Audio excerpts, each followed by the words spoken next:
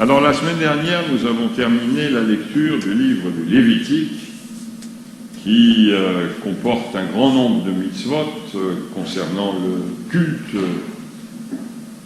non pas synagogal, mais au temple de Jérusalem, et s'ouvre un nouveau chapitre. C'est le 4e livre de la Torah, le livre des Nombres, qui commence par un recensement. Dieu dit à Moïse, il va y avoir un recensement du peuple d'Israël pour savoir exactement combien vous êtes. Et à la fin du premier chapitre, nous avons les versets suivants. Tels sont ceux dont le dénombrement fut fait par Moïse et Aaron et par les 12 hommes princes d'Israël, un par tribu. Il y avait un homme pour chacune des maisons de leur père. Tous ceux des enfants d'Israël dont on fit le dénombrement selon les maisons de leur père depuis l'âge de 20 ans et au-dessus, tous ceux d'Israël en état de porter les armes, tous ceux dont on fit le dénombrement furent 603 550. Les Lévites, selon la tribu de leur père, ne firent point partie de ce dénombrement. Donc il faut rajouter un 11e de ces 603 550, donc ça fait, disons, 660 000. Et encore, c'était des personnes qui avaient 20 ans et au-dessus et qui pouvaient porter les armes. Donc on peut encore rajouter, parce que de 0 à 20 ans, ou du moins de 13 à 20 ans, il devait quand même y avoir un certain nombre d'hommes, puisque à 13 ans, on est un adulte. On devait certainement pouvoir rajouter, pour cette tranche d'âge, et pour les gens qui ne portaient pas les armes, qui étaient au-delà de la limite de porter des armes, on peut rajouter peut-être 300 000 personnes, ça fait 900 000, sans compter les membres de la tribu, en comptant les membres de la tribu de Lévi. Il y avait donc environ 900 000 adultes, selon la Torah, plus les enfants, plus une catégorie d'Hébreux qui ne sont absolument pas comptés, et on pourrait dire, mais où sont les femmes? 900 000 adultes, il devait donc y avoir à peu près autant de femmes. Peut-être on ne compte pas les enfants parce que ce sont des mineurs.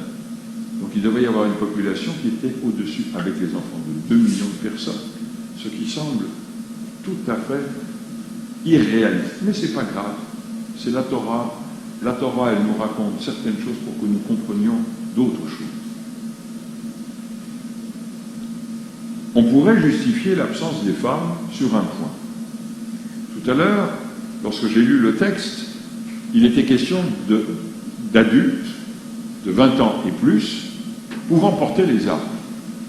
Et les femmes n'étaient pas supposées faire partie du corps militaire. En conséquence de quoi, dans son dénombrement-là, on pourrait peut-être, je dis bien peut-être, très éventuellement, comprendre pourquoi les femmes n'en font pas partie.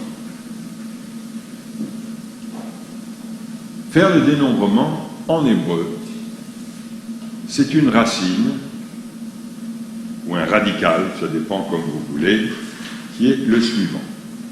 P, Kouf, Dalet.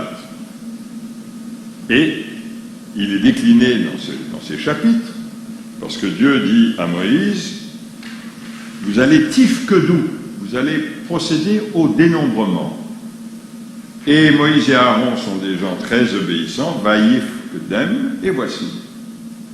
Ils firent ce qui leur avait été demandé. Juste un petit clin d'œil. Pekuda en hébreu veut dire un ordre. On est encore dans le régime militaire. Quand on donne un ordre à quelqu'un, c'est que l'on considère que cette personne est vivante et présente, active, consciente. Et quand on la compte, quand on procède donc au dénombrement et qu'on la compte à l'intérieur du compte global du peuple d'Israël, que ce soit 600 000, 800 000 ou 2 millions, ça n'a pas d'importance. Si on compte, c'est que ceux que l'on compte ont une importance. Et que ceux que l'on ne compte pas ont une importance secondaire ou peut-être n'ont pas d'importance du tout. D'ailleurs, dans le langage courant en français, on dit, lorsque l'on pense, lorsque l'on n'est pas pris en compte, encore le mot compte, par l'autre, on dit à ses yeux, je ne compte pas. Donc il y a une relation entre le fait de compter, pakad, qui veut dire aussi rencontrer,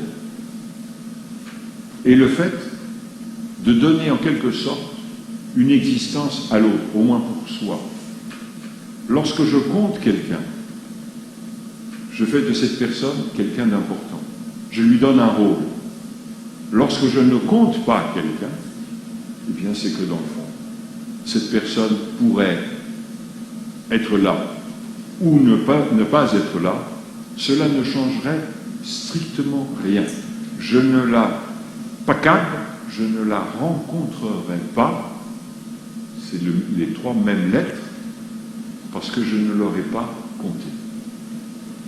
Et dans le fond, on peut comprendre cette relation entre les deux, entre compter au sens propre, c'est-à-dire aligner des nombres, donner un nombre global, et puis compter au sens figuré, c'est-à-dire avoir pour l'autre une existence. Alors vous me direz, dans le monde d'aujourd'hui, depuis le siècle dernier, les femmes ont acquis le droit d'exister pour elles-mêmes. Elles sont des citoyennes à part entière, elles peuvent voter, elles peuvent être élues. Donc, au niveau politique, dans la plupart de nos pays, les femmes comptent. Mais dans la tradition juive, elles comptent sans compter. C'est-à-dire que dans cette tradition et dans son approche traditionnaliste, c'est-à-dire dite orthodoxe, la femme ne compte pas juridiquement parlant. Elle ne compte pas dans le minyan, donc elle peut être présente à la synagogue ou pas, ça ne change rien. Elle ne signe pas sa ketouba, c'est l'homme, le mari qui la signe, plus les témoins, mais le fait qu'elle accepte l'anneau montre à l'Assemblée qu'elle acquiesce à cette union, mais malgré tout de façon passive. Et puis, si l'homme a la capacité d'engager un divorce, la femme n'a pas cette capacité. Elle ne compte pas. On peut trouver ça un peu particulier, un peu curieux, mais nous ne sommes pas. Les communautés traditionnalistes ne sont pas les seules ainsi. À Genève, il y a beaucoup d'organisations dans lesquelles les femmes ne comptent pas comme les hommes. Dans l'Église catholique romaine, un prêtre est un homme, jusqu'à présent il ne peut pas être une femme. Dans le monde musulman, il en va de même. Dans le monde du bouddhisme, il en va de même. Donc les juifs traditionnalistes ne sont pas les seuls à ne pas compter les femmes comme des êtres qu'ils peuvent rencontrer et à qui ils peuvent donner une véritable existence. Vous me direz, ceci est bien dépassé, ceci fait partie du monde d'avant, non pas avant le confinement, mais bien avant notre univers dans lequel nous vivons. Alors, est-il nécessaire de relire cette paracha? Eh bien, peut-être oui. Uniquement pour le fait de se dire, aujourd'hui, les femmes comptent au même titre que les hommes. Et si elles comptent au même titre que les hommes, elles ont bien entendu une existence individuelle et personnelle totale, mais il y a un dialogue possible qui peut s'établir avec elles. Et ce dialogue possible qui peut s'établir avec elle, puisqu'elle compte, à nos yeux, peut nous faire, nous, les hommes, avancer, et donc notre société progresser. Nous continuerons très certainement à lire pendant des années, des décennies et peut-être des siècles, du moins je l'espère, la paracha de cette semaine, en nous disant que ce monde est révolu et que Dieu merci, dans nos communautés, nous comptons les femmes aussi bien que les hommes et que nous comptons les femmes comme les hommes et qu'elles ont exactement les mêmes droits et les mêmes devoirs que nous et que parfois et que souvent, non seulement nous pouvons compter les femmes comme les hommes, mais nous pouvons compter sur les femmes comme sur les hommes, et parfois même plus.